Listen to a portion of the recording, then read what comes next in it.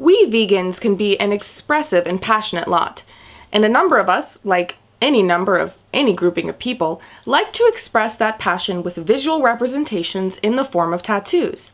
Of course, given that we often express our passion for animals, it's important to ask, are tattoos vegan? Well, I can tell you one thing. If they're not, this is going to be quite awkward. Hi, it's Emily from Bite Size Vegan, and welcome to another Vegan Nugget. Being vocally vegan and amply tattooed, the question of tattoos' veganness is posed to me quite often, though still not as often as where do I get my protein?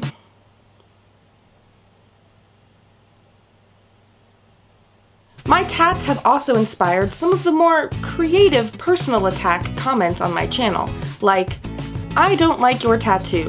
It's not sexy at all. For a lady to have this tattoos, it's just ew. I'm vegan myself. I don't find you as inspirational person at all. And tattoo ink contains bone char and animal fat. But hey, as long as you're not eating dead animals, it's all good, right? Now, that last one has a point, in some instances, and maybe the first one does too. Everyone's entitled to their own opinion. If you want to know more about my personal tattoos and their significance, check out my vegan tattoo tour in this video.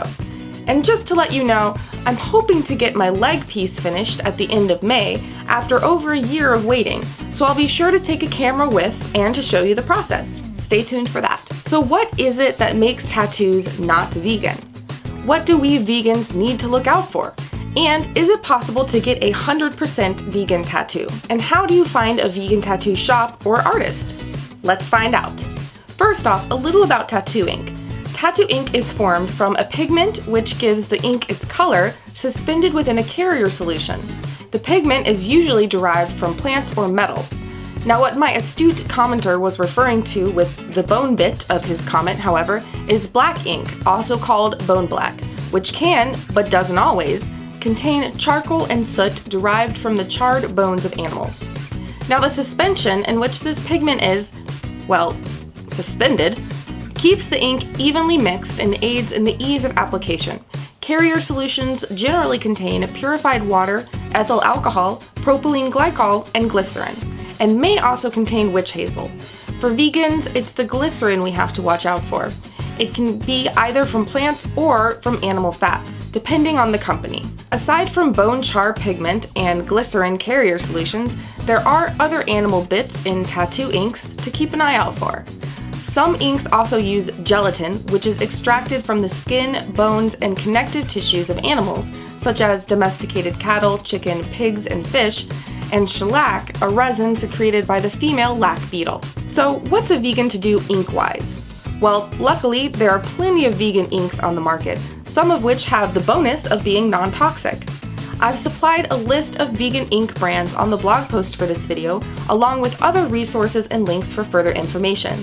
You can find the link to the post itself in the video description below or in the sidebar right there. Outside of the ink itself, other elements of the tattoo process can be animal-laden. Many artists use Vaseline or petroleum jelly during tattooing to help their tattoo machine glide more easily over the skin. Petroleum jelly itself can, by and large, be considered animal-free, although it's a byproduct of the oil industry, which is a bit concerning, and the Vaseline brand itself can contain bone char depending on the country, and definitely is tested on animals. There are a number of alternatives that you can use to lube up your skin during your session, but of course it will be up to the individual artist as to whether they are comfortable using them. Options I've come across were shea butter, jojoba oil, or olive oil. Personally, my artist just dry runs on me, and it works just fine. Another lovely element of tattooing is that you get to be shaved by another person. This can be an issue for vegans or people with boundary issues, but that's for a completely different reason. Because disposable razors may contain a glycerin moisturizing strip and are, by and large, almost always tested on animals, which doesn't really make any sense. But then again, what element of animal testing does?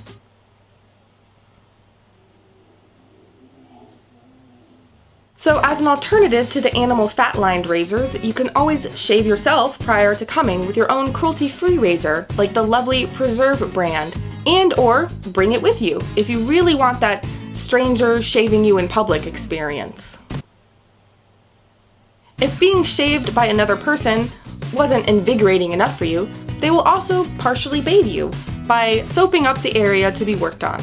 Most shops use what's referred to as green soap, presumably because it's green. However, the Vegan Society has not been able to get confirmation from green soap producers as to their glycerin sources and potential animal fat content, and the information online is highly conflicting. The best alternative I'd recommend for this is Dr. Bronner's soap, the baby mild kind ideally.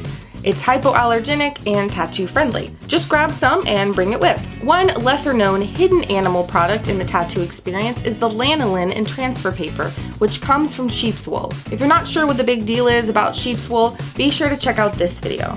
You see, when you get a tattoo, unless you have a badass freehander, your artist will draw the image out on what looks like tracing paper and apply it to your glistening moist skin to leave an outline to follow.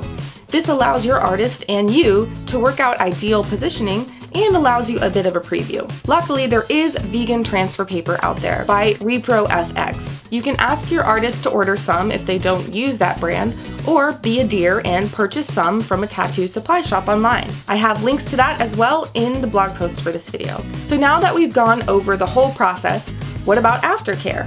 Many aftercare lotions and ointments include beeswax, lanolin, like A&D ointment, or cod liver oil. There are plenty of vegan aftercare alternatives, which are also listed in the blog post for this video. Again, down there and up there. What I tend to do is dry heal for the beginning, and once it gets to that really nasty, flaky itchiness, I'll use some organic coconut oil for moisturizing. So there you go, the whole tattoo process from start to finish. As for finding a vegan tattoo artist, I've included a list of vegan tattoo shops on the blog post. There are more and more cropping up all the time, but with this video guide, you can get a vegan tattoo at any shop. Just work with your artist and err on the side of providing as much as you can to make it less of a hassle for them. A lot of times you'll find artists are already using vegan ink without really knowing it, as a lot of the vegan ink brands are highly used and respected. Now, I'd love to hear from you. Do you have tattoos? If you're vegan, did you know about the animal products within the tattoo process? Have you found your ideal artist?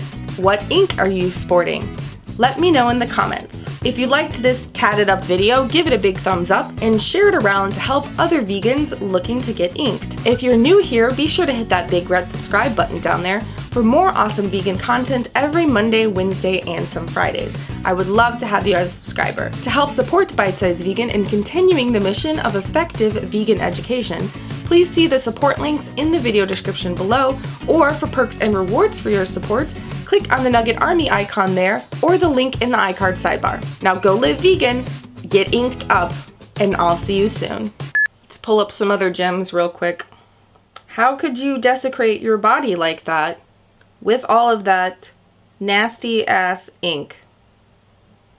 Don't you know there are animals in tattoo ink, you hypocrite? There's a nasty word in between you and hypocrite. I can't listen to anything you say because I'm so distracted by your disgusting tattoos.